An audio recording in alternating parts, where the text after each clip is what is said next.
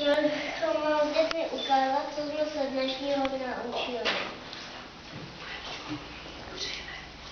A chtěli bychom popsat maminkám všechno nejlepší svátku.